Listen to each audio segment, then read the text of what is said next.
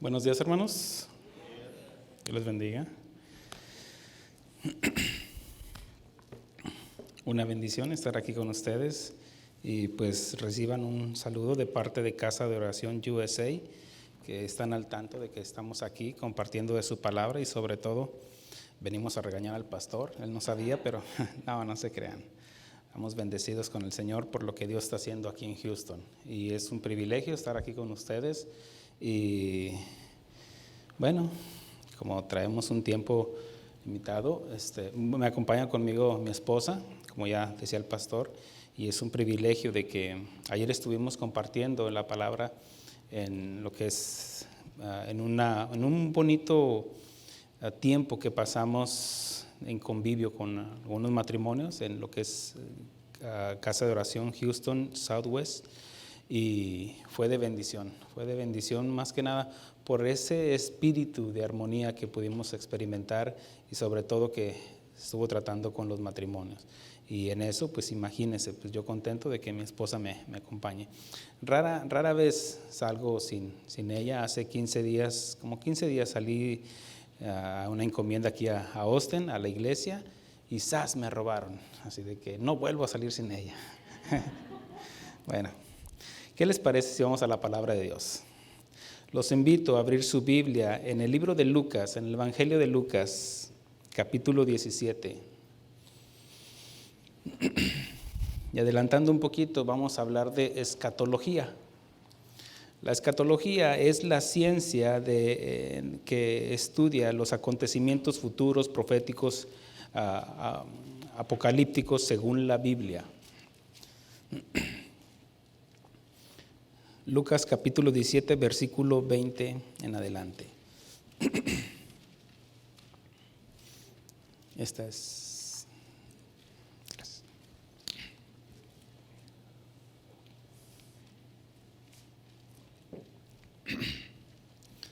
¿Estamos ahí? Lucas capítulo 17, versículo 20 en adelante. Dice, preguntando por los fariseos cuándo había de venir el reino de Dios, les respondió y dijo, el reino de Dios no vendrá con advertencia, ni dirán, helo aquí o helo allí, porque he aquí el reino de Dios está entre vosotros. Y dijo a sus discípulos, tiempo vendrá cuando desearéis ver uno de los días del Hijo del Hombre y no lo veréis. Y os dirán, helo aquí o helo allí. No vayáis ni lo sigáis, porque como el relámpago que al fulgurar resplandece desde un extremo del cielo hasta el otro, así también será el Hijo del Hombre en su día. Pero primero es necesario que padezca mucho y sea desechado por esta generación. Como fue en los días de Noé, así también será en los días del Hijo del Hombre. Comían, bebían, se casaban y se daban en casamiento hasta el día en que entró Noé en el arca y vino el diluvio y los destruyó a todos. Asimismo, como sucedió en los días de Lot, comían, bebían, compraban, vendían, plantaban y edificaban.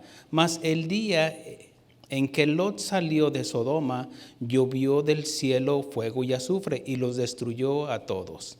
Así será en el día del Hijo del Hombre, así será el día en que el Hijo del Hombre se manifieste. En aquel día, el que esté en la azotea y sus bienes en casa no descienda a tomarlos, y el que en el campo asimismo no vuelva atrás. Acordaos de la mujer de Lot. Hasta ahí. Vamos a orar, ¿sí? ¿Me acompaña a hacer una oración? Señor, te damos gracias por permitirnos, Señor, reunirnos a esta hora, Señor, a esta hora precisa, Señor, en la cual desde los tiempos, en tus tiempos, Señor, tú permitiste, Señor, y preparaste un alimento para cada uno de nosotros. Habla nuestra vida, nuestros corazones. Úsame, Señor, para llegar, Señor, a cada persona, a cada corazón aquí presente, y que sea tu Santo Espíritu derramando de tu gracia para entender el mensaje que tienes para nosotros. En el nombre de Cristo Jesús. Amén. Bueno, como les decía, vamos a hablar de escatología. Ahora, lo vamos a llevar a una forma práctica. Lo más intenso, pues se lo dejo al pastor. Él es su pastor, él es el encargado de darles hablarles de estas dos doctrinas esenciales. Aunque sabemos de que es bueno saber de lo que es escatología, no es indispensable para la salvación. Es bueno saber, claro que sí, pero digo esto porque hay algunos que se enfocan solamente en escatología, porque ese es parte de su ministerio. Pero ¿de qué serviría saber de escatología cuando aún no se han convertido? Y hoy hablaremos, haremos un autoexamen personal para saber el nivel de cristianismo que estamos viviendo. Esto es algo muy personal. ¿En qué estamos creyendo? Para empezar, este mensaje es para los discípulos. Si se fija lo que está hablando el Señor Jesucristo, primero contesta de lo que los fariseos preguntan o cuáles eran sus interrogantes, pero directamente habla a sus discípulos, a los que le seguían y a los discípulos. En una ocasión en el Evangelio de Juan capítulo 8 menciona cuando una multitud seguía al Señor Jesucristo y él mirándolos, volteando hacia atrás, dice: si guardad mis mandamientos seréis verdaderamente mis discípulos. Esto significa que no todos los que siguen a Jesús son verdaderamente sus discípulos. ¿Por qué? Porque, bueno, algunos están en el proceso de creer o que son creyentes solamente, pero no discípulos. Porque si son discípulos, para que ser verdaderamente discípulos, dice que si me amáis, guardad mis mandamientos. Ahora, todos estamos en un proceso de crecimiento y aquí vemos cómo le habla a los discípulos. A los no nacidos de nuevo, bueno, están en el proceso, algunos están en el ya mero, ya casi me persuades, pastor. Pero hay algunos que simplemente vienen y escuchan, o vienen y se sienten bien. Hay algunos de que pues simplemente vienen hasta a debatir lo que habla el pastor. ¿Sabe? Esto me gusta porque como no los conozco, puedo hablar. Y mire, ese foco me está encandilando y no les puedo ver su rostro. Y gloria a Dios. Estoy tirando así como va. No se crea. Pero esa es la intención, de hablar sin... pues el pastor los conoce, yo no. Y yo puedo hablar con libertad. Libertad de hablar y expresar y decir cosas en las cuales no me voy a sentir mal por decírselos, porque les voy a hablar de la palabra de Dios sin tratar de ofenderlos o de hacerlos que se sientan mal. Le digo un principio. El pastor no es el que no nos avergüenza. Mire, ni Dios quiere avergonzarnos. El que nos avergüenza es nuestro pecado. Cuando somos confrontados, somos evidenciados, porque la palabra tiene el potencial para avergonzarnos. Tiene el potencial para derrumbar nuestros argumentos, lo que pensamos, porque Él es la verdad. Tal vez nuestros argumentos, nuestros pensamientos, aún así tradiciones que hayamos entendido, conocido, cuando viene la palabra de Dios, derrumba nuestros argumentos y nos lleva a la obediencia a Cristo, según Pablo, 2 Corintios capítulo 10. El cristianismo se confirma con tres verdades. Las tres verdades son esenciales para el cristianismo. Una es de que Jesús es el Hijo de Dios. Fue concebido sobrenaturalmente. Es cierto que era 100% humano, pero también era 100% Dios. Pablo nos enseña en Colosenses, que toda la deidad estaba corporalmente en él.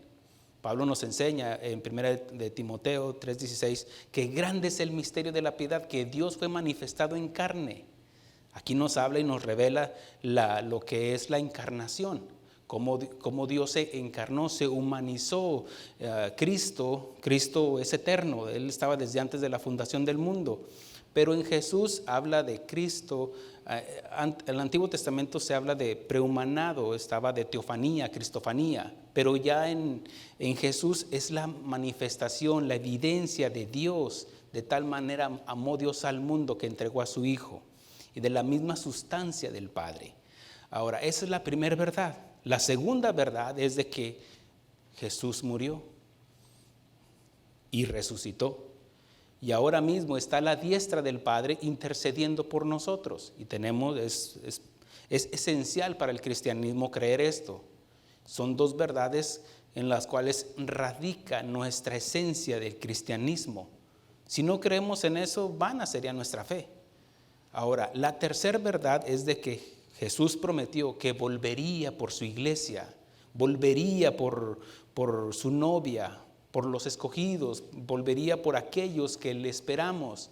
Y ahí es donde radican las tres verdades del cristianismo. En vano sería tomar dos verdades y una no. O que Jesús ya vino, como algunas doctrinas, ya vino, estamos viviendo en el milenio, y no.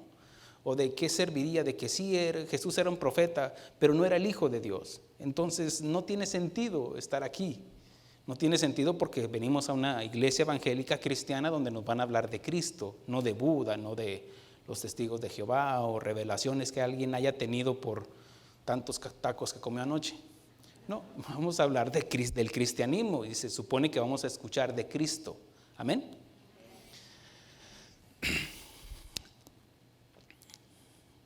Ahora, la pregunta es esta.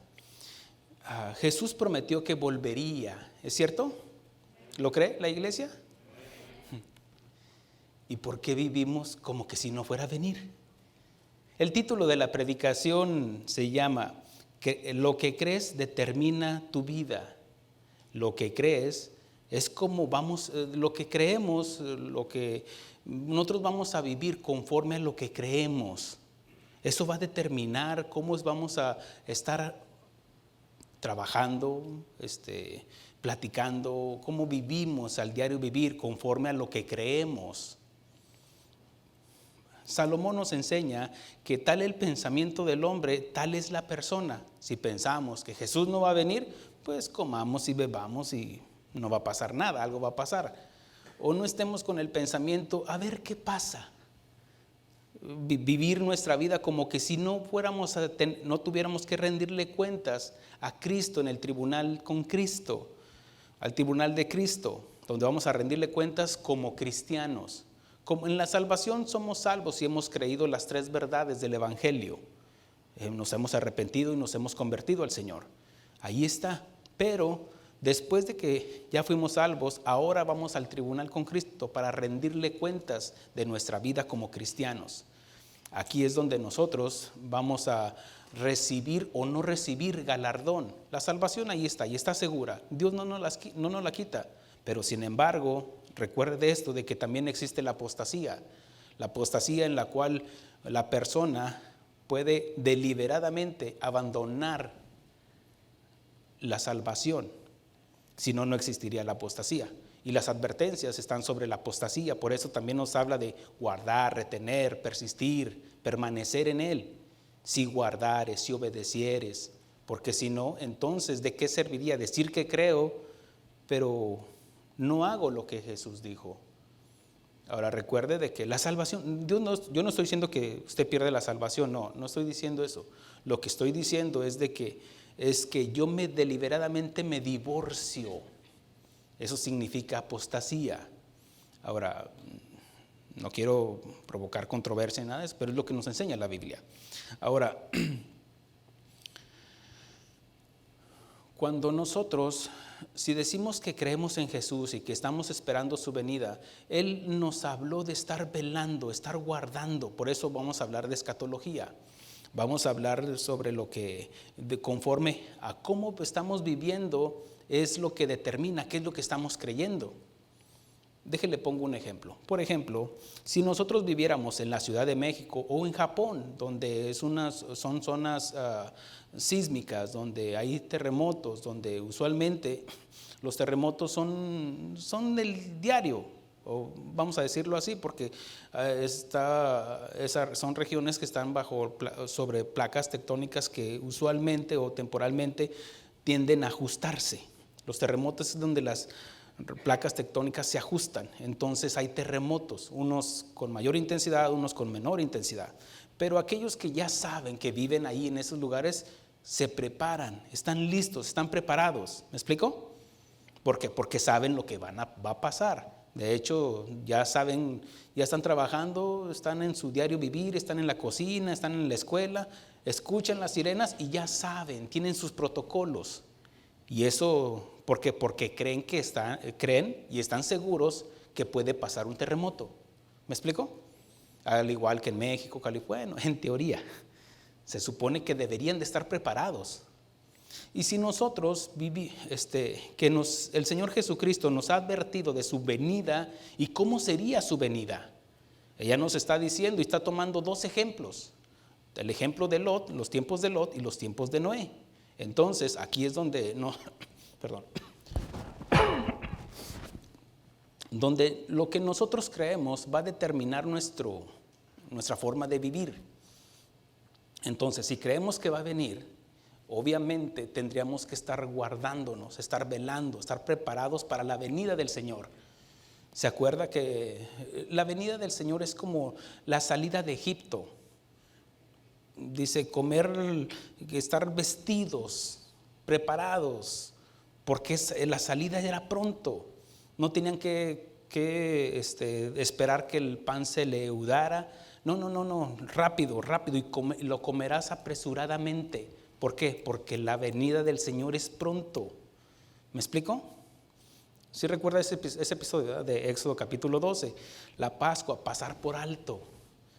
Recuerden de que ellos usaron la sangre de ese cordero, de ese animalito, cubrieron el dintel de las puertas, y el ángel de Jehová pasó y se llevó a los que no le estuvieron, a los primogénitos que no estuvieron esperando, que no obedecieron. ¿Qué tenían? La sangre.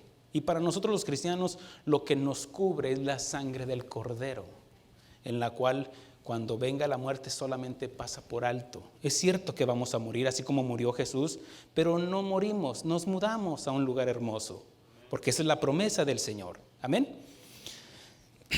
Si yo vivo en una zona todavía donde es una zona donde hay tornados. ¿Y qué es lo que debo de hacer? Si sé que estoy en un lugar donde está propenso a haber tornados, ¿qué es lo que debo hacer? Prepararme, ¿cierto? Qué negligente sería. Ayer hablábamos de aquel hombre imprudente que edificó su casa sobre la arena, sabiendo de que la arena es porque está en un río, está al lado de un río.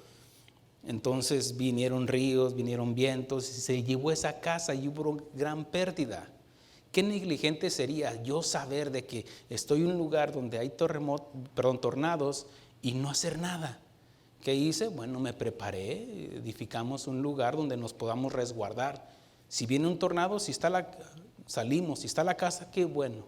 Y si no, Dios sabe todo. Amén. Pero que vivimos de acuerdo a lo que creemos. Eso va a determinar, lo que creemos va a determinar cómo estamos preparándonos. Y eso es lo que vamos a hablar. Amén.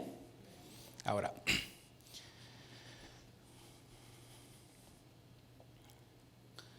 si en verdad esperamos la venida del Señor Jesucristo, estaríamos velando y no estoy hablando de estar durmiendo, de estar en la iglesia todo el tiempo, ni durmiendo tampoco. Pero no, hablo de estar velando, y no hablo de los domingos en la mañana. No, algo práctico, de que estoy velando. Cuando voy al trabajo, estoy velando cuando estoy trabajando, estoy velando cuando salí del trabajo. ¿Qué significa esto? A vivir en santidad, vivir esperando la venida del Señor. Dice Pablo, nos enseña que estar preparados en espíritu, cuerpo y alma para la venida del Señor. Habla que en todo tiempo.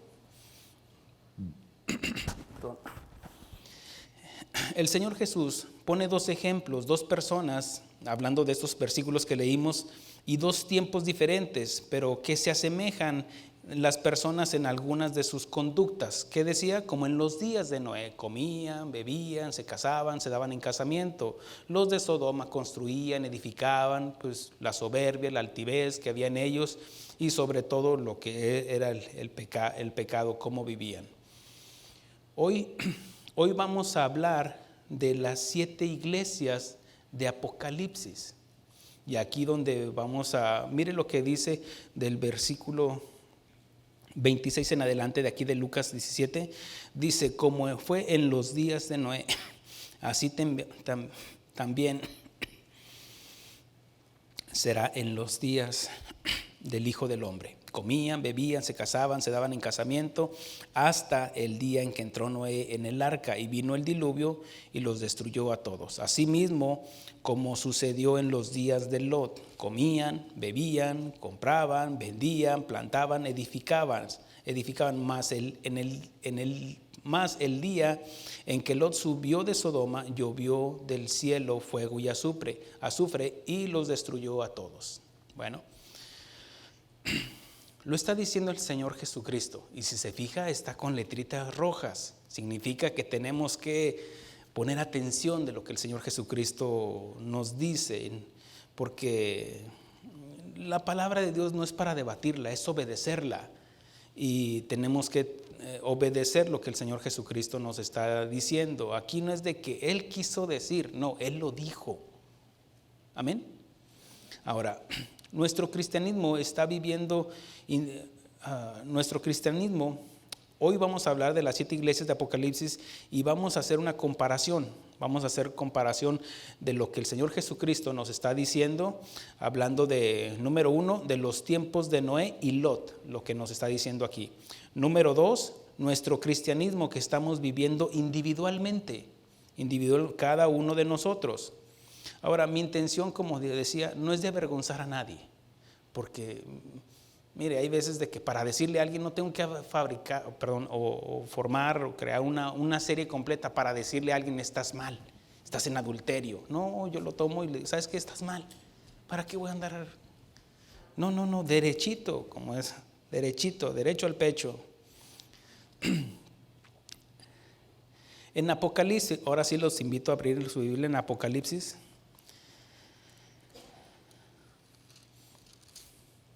Y vamos a hablar de la iglesia de Éfeso.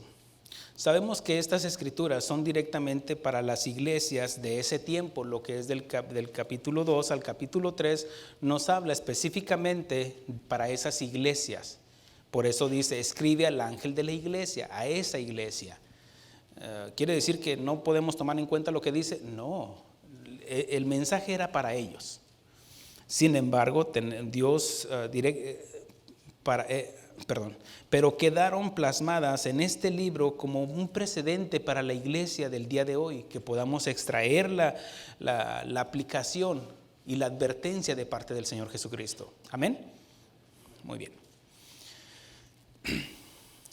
Dice la escritura del capítulo 2, versículo 1, dice, escribe al ángel de la iglesia, significa al pastor. Mire la responsabilidad que llevamos los pastores. Escribe al ángel de la iglesia de Éfeso. Sin embargo, también está hablando en lo general a la iglesia, porque también son responsables. Dice, el que tiene las 7 estrellas en su diestra, el que anda en medio de los 7 candeleros de oro, dice esto: yo conozco tus obras y tu arduo trabajo y paciencia, y que no puedes soportar a los malos, y has probado a los que se dicen ser apóstoles y no lo son, y los has hallado mentirosos. Vemos cómo la iglesia de Éfeso, ellos tenían un fervor, pero para hacer cosas, su arduo trabajo. Ahora, ¿es malo trabajar en la iglesia? ¿Es malo hacer campañas de evangelismo? ¿Es malo hacer? No es nada de malo. Pero recuerde que también muchas veces creemos hacerlo para Dios cuando no tomamos en cuenta el objetivo, el propósito, por qué lo estamos haciendo.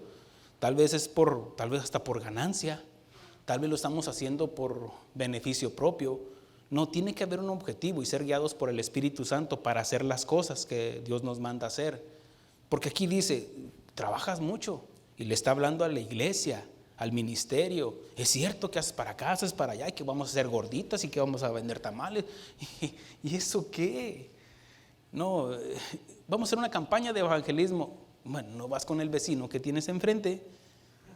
No, tenemos que ser guiados por el Espíritu Santo. Y dice, y paciencia, tu arduo trabajo, paciencia, y que no soportas a los que son malos. Pablo nos enseña que cuando habla de la iglesia de Éfeso, donde da testimonio y dice, he escuchado de ustedes. Pablo está narrando de la iglesia de Éfeso y cómo la gente de afuera da testimonio de una iglesia ferviente, apasionada, y habla de ellos. Quiere decir que los está exaltando. Pero aquí a esta iglesia, estamos hablando tal vez la segunda generación o la tercera generación. Recuerde que en los tiempos de Pablo, ya en los tiempos de Juan, en Apocalipsis, estamos hablando de unas décadas después, tal vez ya se había muerto el pastor o algo había pasado de tal manera que se había opacado. Trabajaba, hacía, pero algo había pasado. Para predicar el evangelio debe de haber una pasión, debe de haber una misericordia, una compasión por las almas que se están perdiendo. No hacer iglesias por hacer iglesias. ¿Cuál sería el propósito? La encomienda del Señor Jesucristo dice: id y hacer discípulos nuevos, predicarles el evangelio. No llenar los lugares. Para llenar los lugares, mire, hacemos una banda aquí, traemos de tanta y llenamos aquí. Pero ¿cuál sería el propósito? No, el estancamiento de las iglesias es porque no crece. No crece, ¿por qué? Porque no crece en el conocimiento de Dios. ¿De qué serviría extendernos como una iglesia grande cuando no hay conocimiento de la palabra de Dios? ¿Cuántas iglesias están llenas, llenísimas así de gente? Pero tú escuchas lo que predican y luego ves la vida de ellos y nada que ver con el evangelio. ¿Me explico? Ahora, no estoy diciendo que seamos los únicos. No estoy diciendo tampoco eso. Quiero corregir. Hay muchos que predicamos la sana doctrina y nuestra oración como pastores es de que, ándele, échele ganas. Mi oración es de que haya muchos pastores que prediquemos la sana doctrina y que no haya, y que sean detectados los falsos apóstoles y pastores y profetas. Amén. Pero dice algo en el versículo 3, dice: y has sufrido y has tenido paciencia y has trabajado arduamente por amor de mi nombre y no has desmayado. Ahí habla de que en ese fervor que tenían hacían cosas y no ha desmayado. Pero, ¿qué significa ese pero? Habla de lo contrario de lo que ya había dicho. ¿Me explicó? Pero tengo contra ti, contra el pastor y contra la iglesia, que has dejado tu primer amor. ¿Y cómo lo podemos comparar en los tiempos de Noé y en los tiempos de Lot? En los tiempos de Noé, vemos de que en Génesis capítulo 3, donde nos enseñan la caída del hombre, cómo vino el pecado, mire que Adán desobedeció, pero ya su hijo mató. Y vemos que ya otras generaciones ya nos habla de que el pensamiento del hombre era de continuo solamente el mal. Y a Dios le molestó, a Dios le dolió haber creado al hombre. Habla de que decidieron ellos hacer el mal, porque su pensamiento era de continuo solamente el mal. Ahora, conocían de Dios. Pablo nos enseña en Romanos 1 que Dios se le había revelado, se había manifestado a través de la creación, pero por cuanto no le dieron gracias ni le glorificaron, entonces su entendimiento fue entenebrecido y se fueron a la creación antes que al Creador. En los tiempos de Lot podemos ver cómo, vamos a tomar el personaje de Lot. Lot era el sobrino del padre de la fe, de Abraham, y salió junto con su tío Abraham y fue testigo de cómo Dios bendecía a Abraham y le cuidaba. ¿Se acuerda cuando aún Abraham, no en desobediencia, sino que no consultó a Dios cuando había una hambruna, y dice que descendió a Egipto? Habla de que no solamente geográficamente descendió de Canaán a Egipto, sino que descendió porque un versículo antes nos dice que había construido un altar por agradecimiento a Dios. Sin embargo, dice que descendió. Eso nos habla de que podemos estar aquí en la iglesia, fervientes aquí en la alabanza, en la adoración, y de repente descendemos a Egipto. ¿Qué representa Egipto? El mundo. Entonces vemos cómo Dios le libró a su esposa de no haber sido tomada por Faraón, porque recuerde, bueno, son escrituras que ya conocemos. Entonces recordemos de que Dios le libró y Lot era testigo cómo Dios obraba, cuidaba, bendecía a Abraham. Inclusive cuando salió, dice que salió de Egipto muy rico, y Lot también salió muy rico. Pero hubo un conflicto entre los pastores, en el cual dice Abraham, dice, no, ¿sabes qué? Tú vete para la derecha o la izquierda, donde tú decidas. Y dice que Lot vio la llanura del Jordán, y dice que era como la tierra de Egipto, como el jardín que había plantado Dios. Habla de abundancia. Y Abraham dijo, no, yo para este lado, porque él era el hombre de la bendición. El otro habla de un prototipo. Lot es el prototipo del cristiano carnal, del cristiano que anda por lo que ve. No, aquí no hay gente, aquí no hay esto, aquí no hay esto. Y se van, se apartan. ¿Cómo será la venida del Hijo del Hombre? Como en los días de Abraham, perdón, como en los días de Noé y como en los días de Lot. Vemos que Lot había sido testigo de cómo Dios cuidaba a Abraham. Le ayudaba a construir, tal vez Lot le ayudaba a construir los altares que edificaba Abraham para ofrecer holocausto a Dios. Porque caminó con Abraham, no fue de un día para otro, no, fue un caminar, fueron años caminando, siguiendo a Dios, porque dice, recuerde de que Abraham salió sin saber a dónde iba, pero iba su sobrino Lot. Y habla de esos tiempos, de Lot habla de todos esos tiempos, y obviamente va a concluir con lo que es en Sodoma, el tiempo pero vemos cómo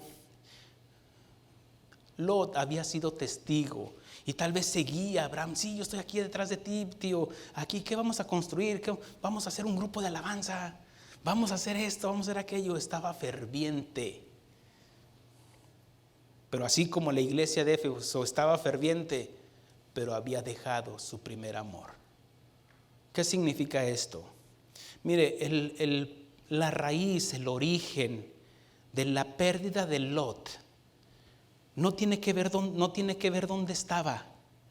Él estaba en Sodoma, donde abundaba el pecado, lo más vil y despreciable de este mundo.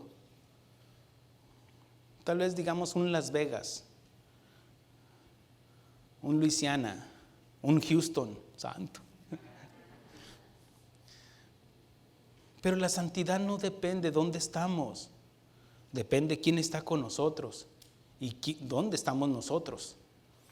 Porque usted podrá estar en medio del mar, en un barco, viviendo tal vez ahí algunos meses con provisiones. El problema sería cuando se mete el agua al barco. ¿Lo entiende? Usted puede estar en la ciudad de Las Vegas, porque hay cristianos ahí en la ciudad de Las Vegas, ¿sabía? Aunque le mencionan la ciudad del pecado. Pero vemos que el problema de Lot no fue dónde vivía, sino el origen del problema de Lot fue de dónde se apartó. Porque estaba con su tío, andaba con su tío, él estaba siendo testigo de lo que Dios estaba haciendo con él, pero él se le olvidó. Pero tengo contra ti algo, que has dejado tu primer amor. Ahora vamos a compararlo. ¿Cómo empezaste tu cristianismo? Tal vez, pues ya mero, ya casi. O empezaste, sí, pastor, yo le ayudo, a donde quiera que vayas, yo iré contigo, pastor. ¿Qué pasó? Y el Señor vuelve y te dice, pero tengo contra ti que has dejado tu primer amor. Y no estoy hablando de seguir al pastor todo el tiempo, no, sino seguir al Rey de Reyes y Señor de Señores, al Príncipe de los Pastores, el cual nos guía, el cual a través de su Espíritu Santo nos está motivando, guiando, exhortando, para que hagamos lo que Él quiere, no lo que nosotros querramos. ¿Me estoy explicando? ¿Me estoy comunicando? Ahora, por eso dice el versículo 4, el versículo 5, recuerda por tanto. Aquí ya la exhortación, es cierto que era para ellos, pero ahora ya es para nosotros. Recuerda, ¿cómo empezaste? Tal vez llegaste a la iglesia buscando una oración para conseguir trabajo. Dios proveyó un trabajo, tal vez la sanidad. ¿Y qué pasó? Dice el Señor Jesucristo, ¿que no eran 10 los leprosos y nada más uno regresó? ¿Qué pasó con ese cristianismo? Con ese yo te seguiré, Señor. Qué bueno que no los conozco. Recuerda por tanto de dónde te sacó el Señor y arrepiéntete. Mire lo que dice, recuerda por tanto de dónde has caído, de dónde cayó Lot, de haberse apartado del hombre de la bendición. Ahora sabemos por el contexto de que la bendición era para Abraham, no para Lot. Sin embargo, vemos que la pérdida de Lot radicó ahí, o fue el origen, porque se apartó, porque se pudo haber apartado de Abraham, pero no apartarse de Dios. Pero ¿a dónde fue? Primero dice la Escritura que se fue acercando a Zoar, ahí. Ya más adelante estaba fuera de la ciudad de Sodoma. Pero más adelante, ya en el capítulo 19 dice, ya moraba con ellos. Hermanos míos, les decía. ¿Se fija cómo poco a poquito? Satanás te va a decir, dame el 5%. Y luego te dice, dame el 10%, dame el 20%, dame el 30%. Dame tu tiempo, dame tu celular y te lo voy a llenar ahí de cosas. Dame tu dinero y te voy a dar más dinero.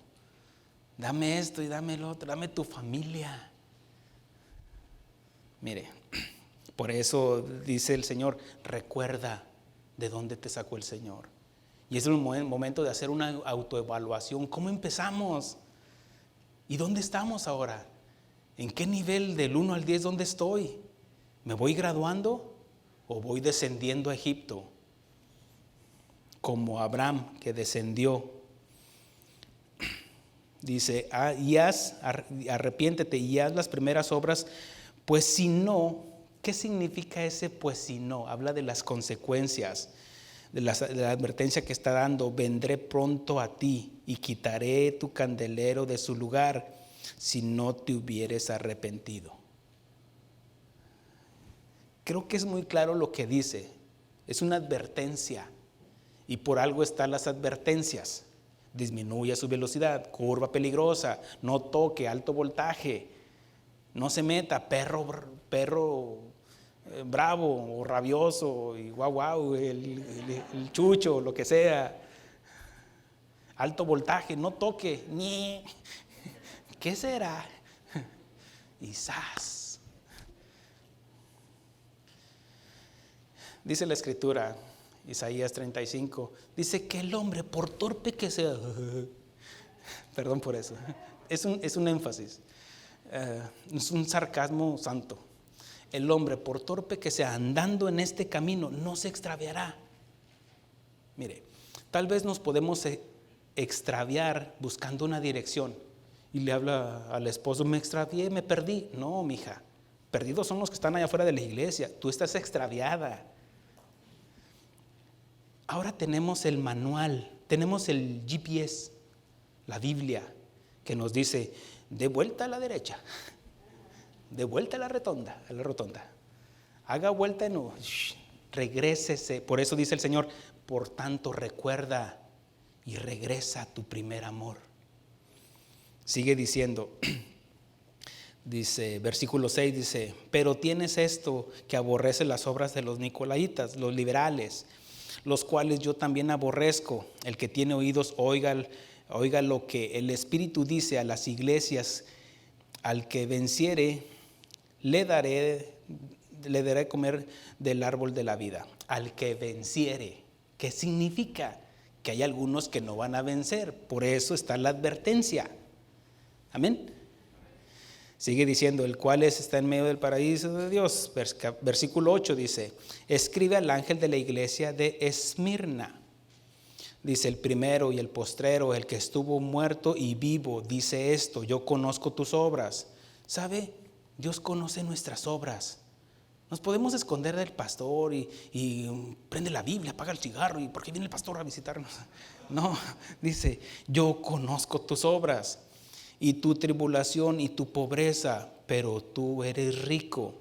Y la blasfemia de los que se dicen ser judíos y no lo son, sino sinagoga de Satanás. Esta iglesia no hay una reprensión enfática en ellos. Sin embargo, vemos de que en medio de la iglesia había hipócritas. ¿Lo lee conmigo? Dice, y la blasfemia de los que dicen ser judíos y no lo son, sino sinagoga de Satanás. Y le está hablando a la iglesia. ¿Por qué? Porque no todos son cristianos. Mira, voltea con el que está atrás de ti. No se crea, mejor no. No. El punto es de que no todos son cristianos. Ahora, nosotros no tenemos los lentes de Dios, no somos el Espíritu Santo para decir, este sí, este no, este se me hace que sí, mira que se le están creciendo los cuernos y que la cola, no, nosotros dice, por sus frutos los conoceréis. ¿Cómo vive? ¿Está velando? ¿O qué es lo que cree? Porque lo que vive evidencia lo que cree. Y si se está guardando, si está obedeciendo la palabra de Dios, quiere decir que está velando, está esperando la venida del Señor. Pero si vive, maneja como que piensa que nunca se va a morir, come como que si nunca bueno, vive, obra, habla como que si no vamos a dar testimonio de cada palabra ociosa que vamos cuando estemos ante el tribunal de Cristo. ¿Cómo vivimos? ¿Cómo gastamos? Por eso es algo práctico. Eso es lo que quiero llevarlos. ¿Cómo estamos viviendo? Mi intención no es de regañarlos, es de que usted mismo se regañe. Híjole, yo soy la iglesia de Éfeso, yo soy la de Esmirna, yo soy de la Odisea. Santo, ahí sí. Ahora, aquí nos habla de que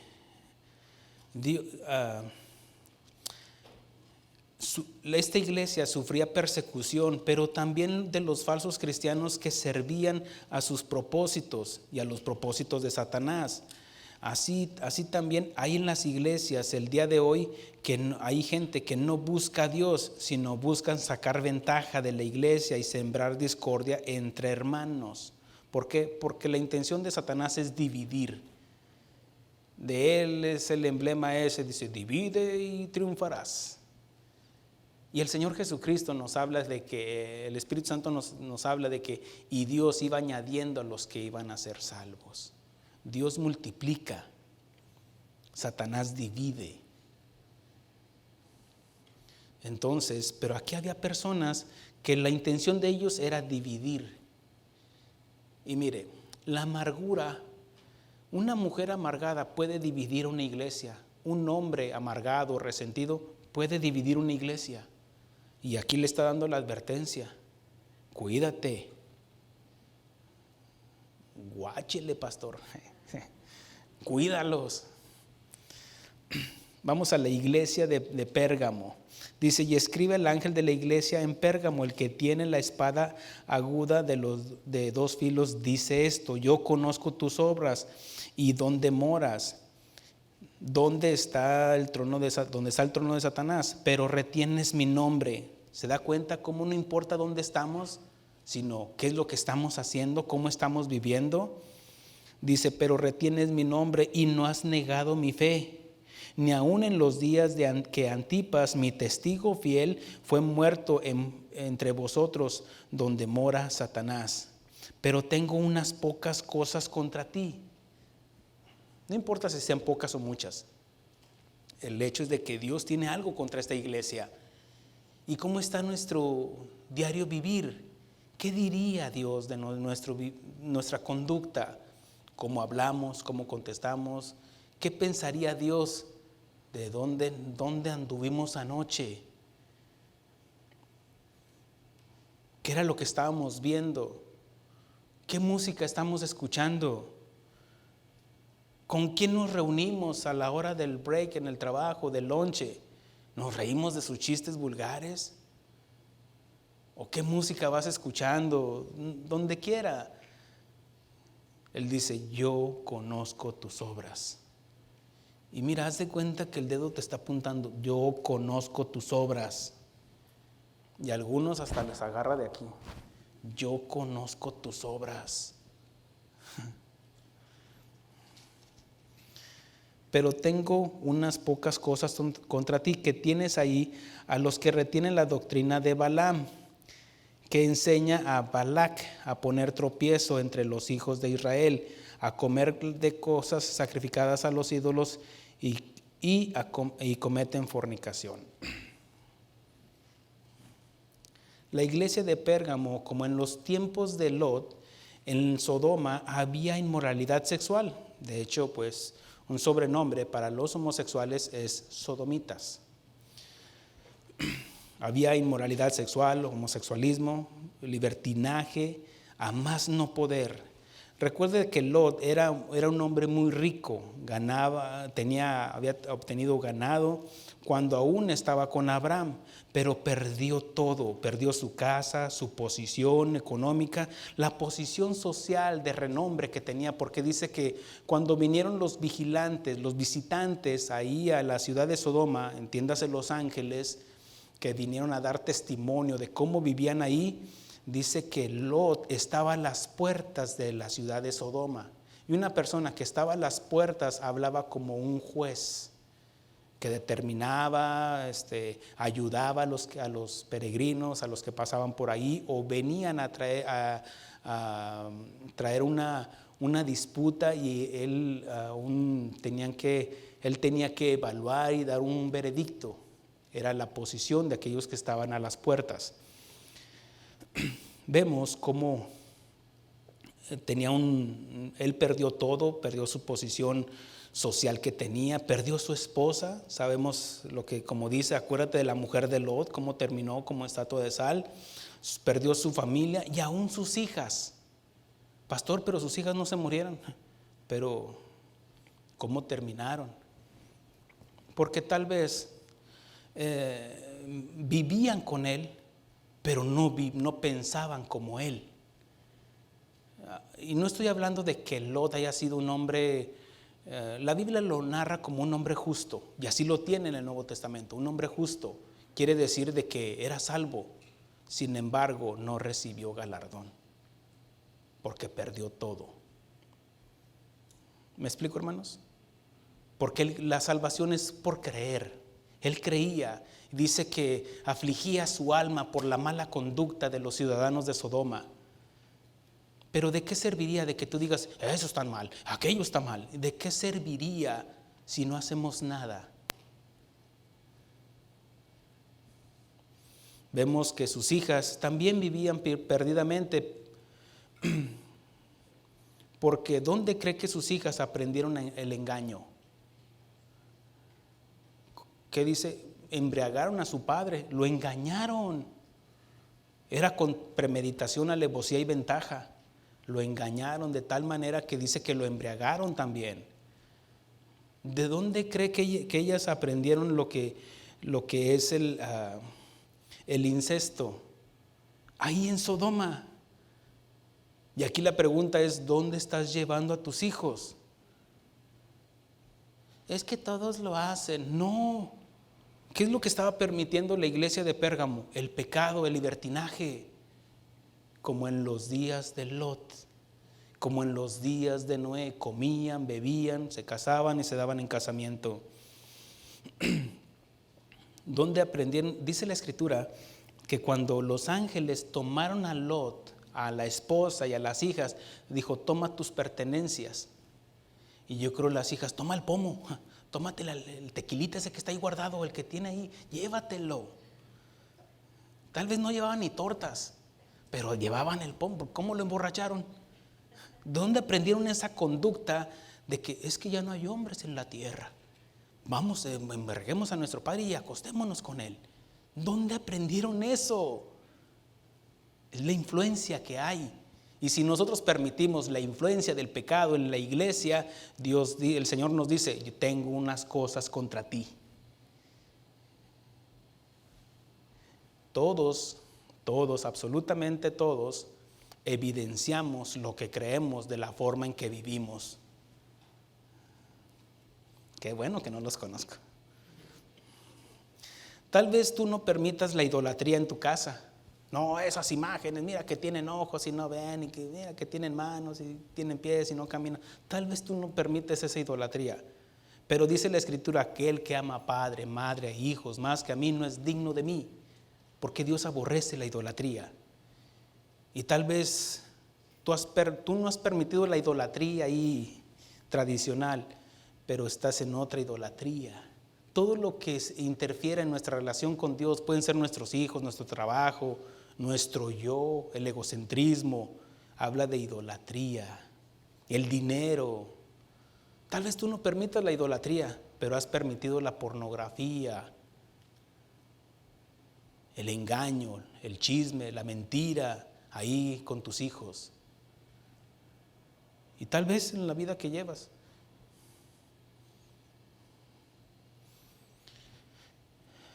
El pecado sexual de los hijos, es que todos lo hacen.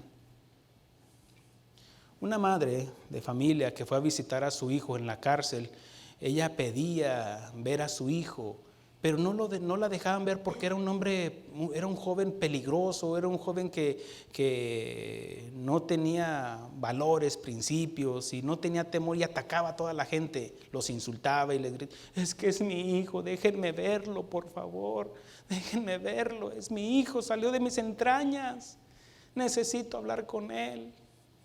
Tanta la insistencia que el juez dijo, ok, déjenla entrar, pero con seguridad. Cuando llega con, ¿y por qué lo hiciste, hijo mío? Mira que yo vendo tamales para sostenerte, mira que lavo ajeno, mira que hago esto, mira que desde que chiquito yo te criaba, mira que esto. Y el joven callado, inmutado por las palabras de la madre. ¿Y por qué lo hiciste? Mira que esto, mira que esto. Y llega el punto en que dice, ya se tiene que retirar y se acerca para darle un beso. El hijo no le da un beso, le da una mordida de tal manera que lo tienen que despegar de la madre porque la agarró de tal manera que casi le destroza. Y le grita, ¿sabes por qué lo hacía? ¿Sabes por qué terminé aquí? Por tu culpa. Porque sabías que vendía droga. Sabías lo que andaba haciendo y nunca me detuviste. Desde niño, lo que hacía, cómo vivía, y tú nunca me reprochaste, tú nunca me exigiste, nunca me enseñaste. Ibas a la iglesia, pero nunca me enseñaste a Cristo. Y esa es la reprensión con la iglesia cuando permitimos el pecado. Ahora haz tu autoevaluación. Cuando permites que tus hijos sean los que gobiernen, manden en tu casa, habla de un respeto mutuo de los padres a hijos, de los hijos a los padres. Pero ¿cómo la mujer, cómo podría decirle a sus hijos, sujétense hijos míos, yo soy su madre? Ay mamá, no te sujetas a mi padre. O el papá, ¿cómo podría decir, yo soy el hombre de la casa? Pues vive como el hombre de la casa, papá. Qué bueno que no los conozco. Porque nadie puede estar en autoridad si no se somete en autoridad. Y la autoridad es Cristo.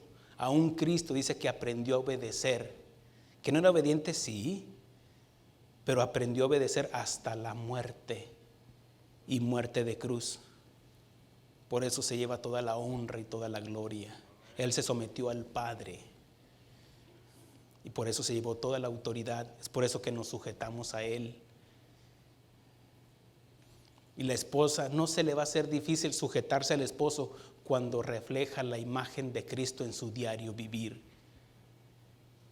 Y al hombre no le va a ser difícil amar a su esposa porque obedece a Cristo. Y los hijos, va a ser bien fácil sujetarse a sus padres cuando ven el orden en la casa. Cuando hay en orden en la iglesia.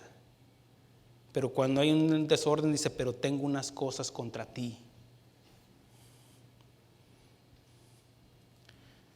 La iglesia de Tiatira, dice así, versículo 18, dice: y escribe el ángel de la iglesia en Tiatira, el Hijo de Dios, el que tiene ojos como llama de fuego y pies semejantes al bronce bruñido, dice esto: yo conozco tus obras y amor y fe y servicio y tu paciencia, y tus obras postreras son más que las primeras.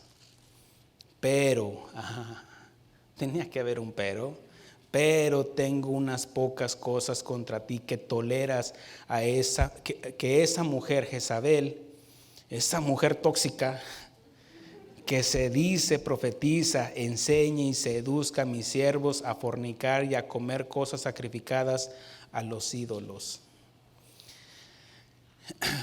La iglesia de Tiatira había permitido la inmoralidad y la enseñanza de la misma. Y como en los días de Lot, así estaban. Dice en Génesis 19, del 4 al 5. Habla cuando vinieron los ángeles y dice que llegaron a la ciudad. Lot los invita a su casa porque sabía que era lo que les iba a pasar si se quedaban a la intemperie en la noche en la ciudad de Sodoma. Dice: no sabes a qué ciudad veniste. Dice que porfió mucho con ellos, les insistió que fueran a su casa, de tal manera que llegaron a la casa.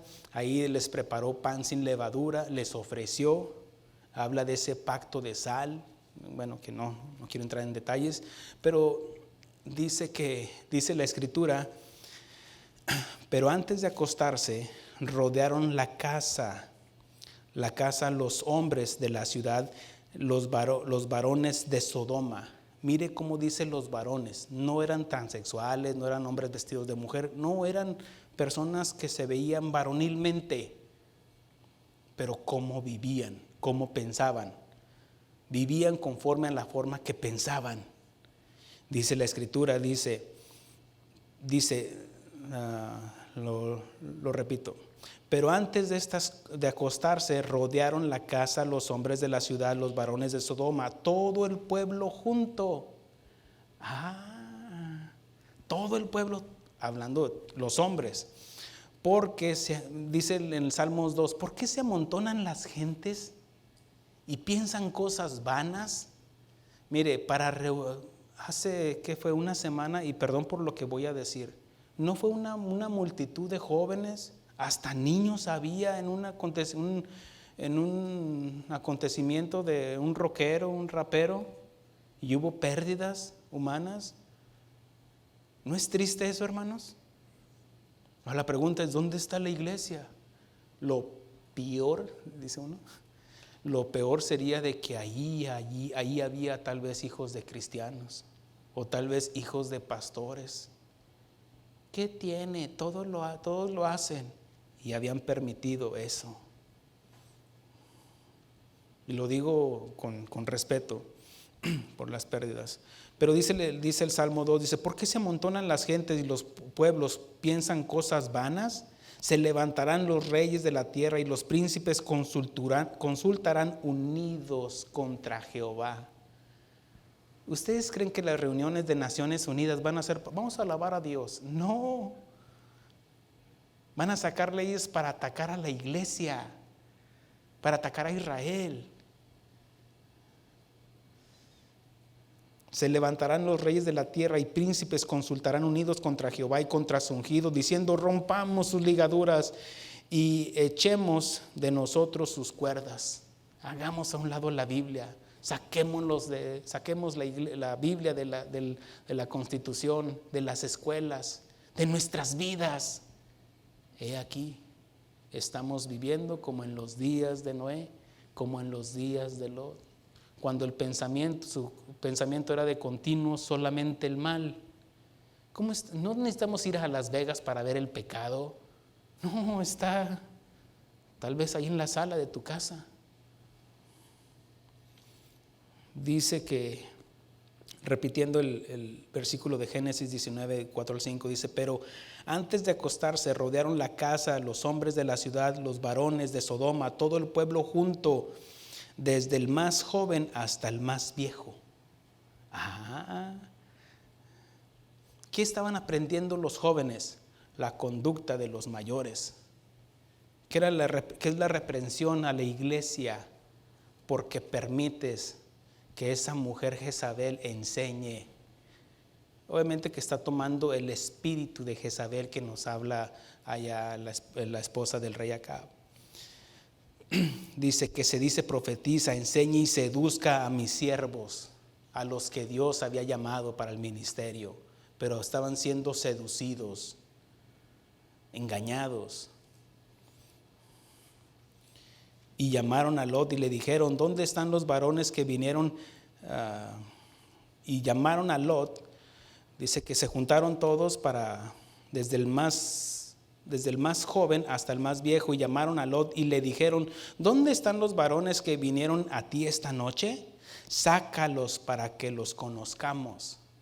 Creo que a estas alturas usted ya sabe que conocer habla de querían abusar de ellos sexualmente. Lo habla en un lenguaje con pudor para entenderlo, pero es como cuando dice la escritura: y Adán conoció a Eva, y José conoció a María hasta, dice, y José no conoció a María hasta que nació su primogénito. Ese hasta significa de un tiempo o espacio. Quiere decir que hasta que nació el primogénito. Y si hay un primogénito, quiere decir que hay un segundo. No es el unigénito de José y María.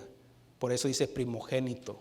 Hubo un segundo, un tercero, y la Biblia registra los nombres de los medios hermanos de Jesús.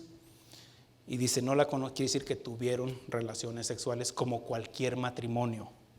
No hay nada de sarcasmo o de cualquier mal pensamiento, porque se tenía que cumplir el matrimonio, sino el hecho sin mancilla, si no se hubiera consumado el matrimonio si no hubiera habido relaciones sexuales, que llegaran a ser uno. Amén. Como padres somos los que más vamos a influir en las conductas de nuestros hijos, y somos responsables de enseñarles los valores, principios, pero sobre todo el temor a Dios, para que sus vidas se encaminen a la santificación, porque sin santidad nadie verá al Señor. Mire esto, la santidad es un estado, la santificación es el proceso. Somos santificados por su palabra. Quiere decir que somos salvos, es un estado. Soy salvo, quiere decir que soy santo. Significa que tengo la santidad, no mi santidad, sino la santidad de Cristo en mí. La santificación es el proceso, el caminar con Cristo, que me estoy despojando de mi carne, de mi forma de pensar. Amén. Muy bien. Capítulo 3. Capítulo 3 dice así. Dice la iglesia de Sardis, escribe al ángel de la iglesia de Sardis. Dice, el que tiene los siete espíritus de Dios y las 7 estrellas, dice esto: yo conozco tus obras y que tienes nombre, que vives y estás muerto. Sé vigilante y afirma las otras cosas que están para morir, porque no he hallado tus obras perfectas delante de Dios. La iglesia de Sardis era superficial, ligera, light, era superficial y no discernía los tiempos, las doctrinas, y no valoraban y no velaban. Por eso la exhortación para ser vigilante, estar velando. No dejas que cualquier cosa pase, todo lo superficial, todo es amor y paz, no, mirar el amor de Dios y la severidad de Dios. La palabra de Dios es cierto que nos abraza con su amor y entendemos de su misericordia, su compasión para con nosotros, pero también nos habla de la severidad. Por eso nos está hablando de las advertencias. Amén. Así también como en los días de Noé, antes del diluvio, estaban comiendo, bebiendo, casándose y dándose en casamiento, hasta el día en que entró Noé en el arca, y no entendieron, porque llevaban una vida muy superficial, porque su pensamiento era de continuo solamente el mal. Estoy conjugando los dos tiempos, el tiempo de Lot y el tiempo de Noé. Amén. Y por eso lo advertí al principio, o lo expliqué. Dice que no, y no entendieron hasta que vino el diluvio. A ver, explíqueme eso, pastor. Claro que sí. Quiere decir que dice la Escritura que Noé era pregonero de justicia. Les predicaba, arrepiéntanse, arrepiéntanse, va a venir un diluvio. Y ahí él cortando la madera, arrepiéntete, arrepiéntete. Y no entendían. Así tal vez hay muchos en la casa, en tu casa, no entienden. Dice que no entendieron hasta. ¿Qué significa el hasta? Un después de, ya sea de lugar o tiempo. Voy a descansar en mi cama hasta que llegue a mi casa. ¿Me explico? O voy a celebrar mis 25, voy a tener otra boda de aniversario, hasta una fiesta hasta que cumpla 25 años de casa. Habla de un tiempo. ¿Me expliqué? Ahora, cuando dice no entendieron hasta que vino el diluvio, quiere decir que sí entendieron. Ay, si era cierto lo que decía Noé. Ay. Así muchos. Cuando venga el Señor, muchos se van a quedar con ese hasta. Hasta que vino el diluvio y se los llevó a todos, así será la venida del Hijo del Hombre. Así muchos, por llevar una vida superficial, no entienden, no se afirman porque no están velando, hasta que pierden su trabajo, su matrimonio, sus hijos, sus finanzas, su salud, por no obedecer, no guardar, retener, permanecer, retener su palabra y no estar velando por ser imprudentes. ¿Por qué se quedaron las mujeres insensatas de la parábola de las 10 vírgenes? Por imprudentes, insensatas. ¿Cuál es la diferencia o lo opuesto a la sensatez? A la insensatez, la sensatez, pensar, razonar, evaluar, calcular. Bueno, es que me está ofreciendo esto, la salvación. La insensatez, por eso dice el Señor Jesucristo en Mateo capítulo 7, dice, en esto compararé a un hombre prudente que oyó e hizo, que es prudente, porque usó de la sabiduría de Dios. La sabiduría es desempeñar el conocimiento que estamos adquiriendo. La prudencia es cómo obrar esa sabiduría, cómo usarlo en el tiempo correcto, con las personas correctas. Prudencia, y se necesita la prudencia, hermanos, para todo, en el trabajo, en la casa, cómo hablar, cómo escuchar, con quién nos juntamos. Por eso los imprudentes se van a quedar, porque nada más oyó y no hizo. El prudente es el que oyó e hizo. Y si tú estás oyendo, ahora ya te corresponde hacer. ¿Qué es? A guardar, velar. Amén, hermano. Ya no voy a venir otra vez. Ay, no se crean.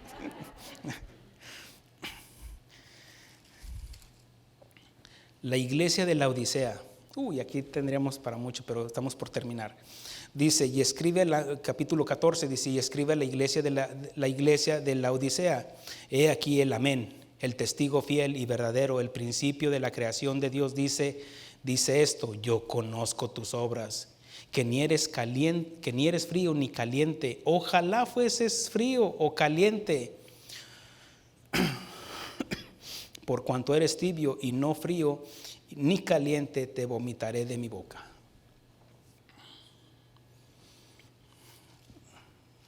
Híjole. Ay, no voy a ver. No, pues no puedo ver. Échele, pastor. Diga, échele, pastor. Mire, en los tiempos de Noé, dice la Escritura que después de que Noé construyó el arca y Dios cerró la puerta, ya cuando habían entrado los animales puros y los impuros que Dios había traído, lo subió, cerró el arca, vino el diluvio, el juicio, vino y el arca se elevó, ¿cierto? Mire, el arca es Cristo. Viene el juicio. Sabía que el juicio fue por agua, ahora el que viene es por fuego, pero nosotros vamos a ser elevados mientras viene el juicio. ¿Lo entiende? El que está en Cristo, los que están en Cristo no hay condenación. O sea, relájese, pero no tanto.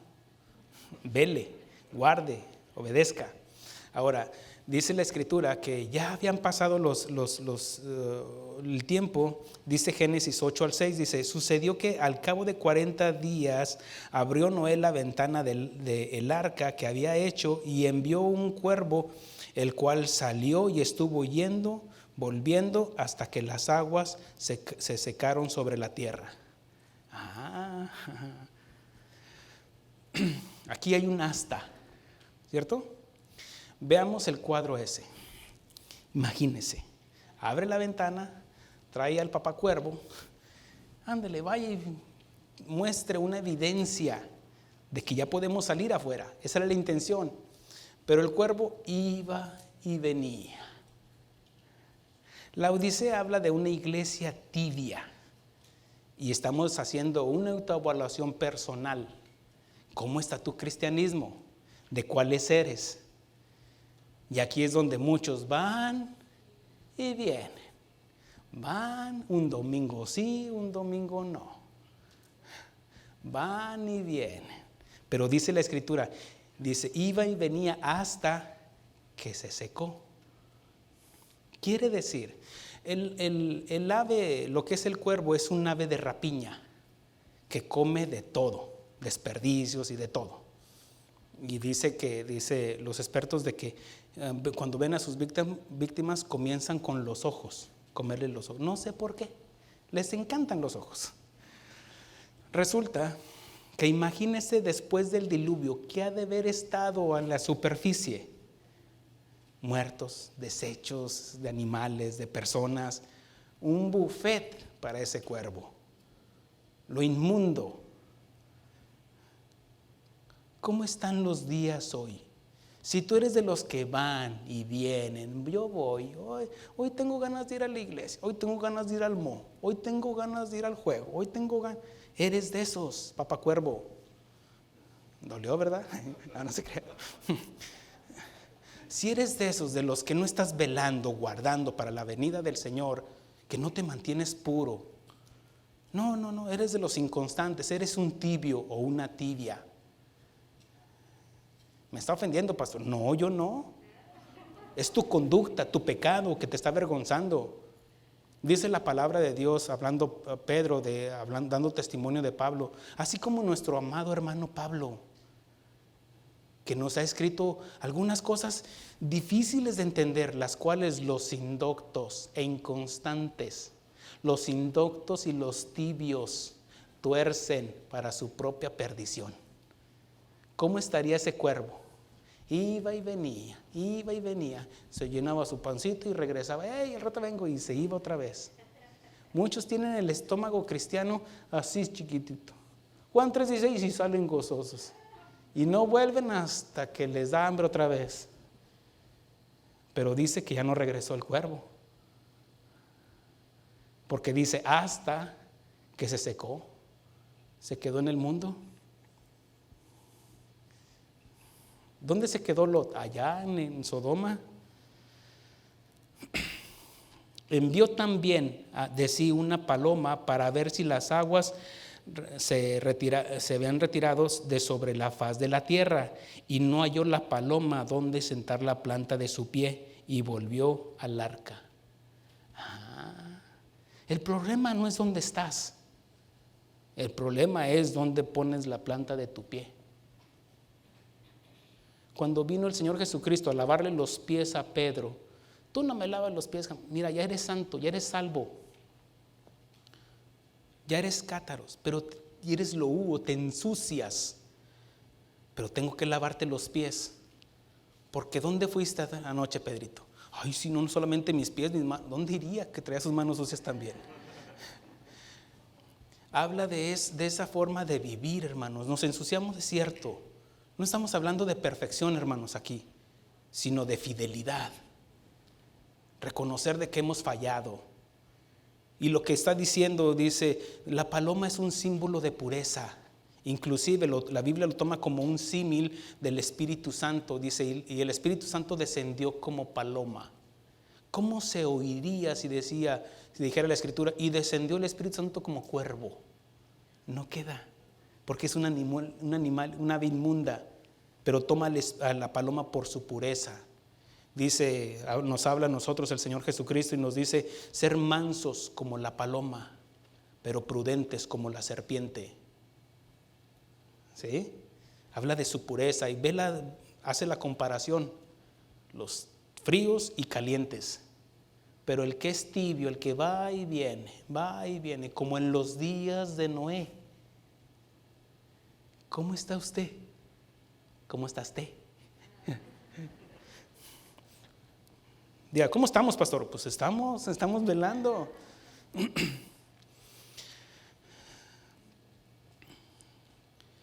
Como en los días de Lot. En Ezequiel 16, 49 al 50 dice, he aquí, esta fue la maldad de Sodoma, tu hermana.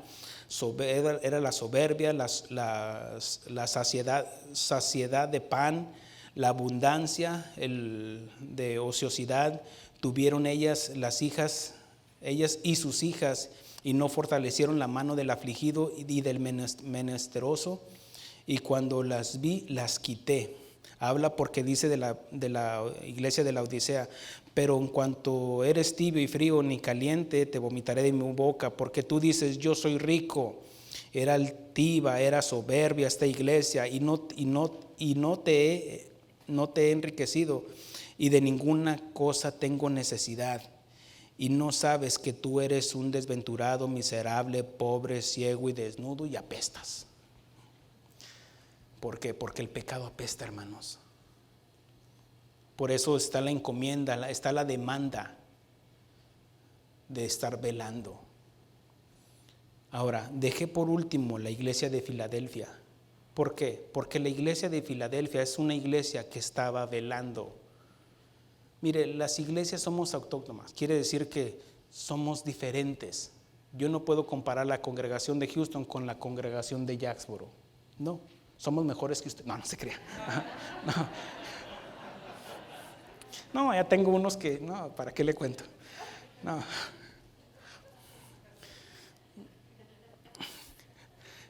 Y si me van a escuchar, y sí, lo estoy hablando por ti, fíjate. No se crea. No, el hecho es de que hay de todos, hermanos. Es un hospital donde nos estamos santificando, ¿es cierto? Necesitamos al doctor de doctores. El pastor necesita el doctor, ¿cierto? Somos los primeros porque somos expuestos a la palabra de Dios y a nosotros nos demanda más. Entonces vemos cómo Dios está trabajando en nosotros, porque les digo, no es cuestión de, está hablando de esta iglesia que era fiel, pero las iglesias somos diferentes. A ninguna iglesia le dijo, ¿por qué no eres como la de Filadelfia? ¿Por qué no eres como la de Sardis? ¿Por qué no eres? No, porque somos diferentes, así como sus hijos son diferentes y los trata diferentes, ¿cierto? Y los ama a todos. Así también Dios nos ama a todas las iglesias que Él compró. Sin embargo, a todos nos trata diferente y a todos nos dice, tengo algo contra ti. Por eso la exhortación es, haga su autoevaluación. La iglesia de Filadelfia dice, escribe el ángel de la iglesia de Filadelfia, esto dice el santo y verdadero, el que tiene la llave de David, el que abre y ninguno cierra, el que cierra y ninguno abre. Yo conozco tus obras, he aquí, he puesto delante de ti una puerta abierta, la cual nadie puede cerrar, porque aunque tienes poca fuerza, has guardado mi palabra y no has negado mi nombre. Habla de fidelidad. Filadelfia habla de amor, hermanos. Por eso, ¿qué iglesia quiere ser usted? ¿Qué tipo de iglesia quiere ser usted personalmente? Usted es la iglesia. Y si usted se siente evidenciado con una de las iglesias que mencionamos anteriormente, bueno, corrijamos. Yo no pretendo avergonzarlo. Yo pretendo nada más exponerle la palabra de Dios para que usted evalúe y le dé una respuesta al Señor de cómo está viviendo. Porque usted vive conforme a lo que cree. Pero si usted no se prepara para la venida del Señor, se va a quedar por imprudente. Porque ya fue expuesta la palabra de Dios. ¿Y qué va a hacer? Póngase de pie, hermano.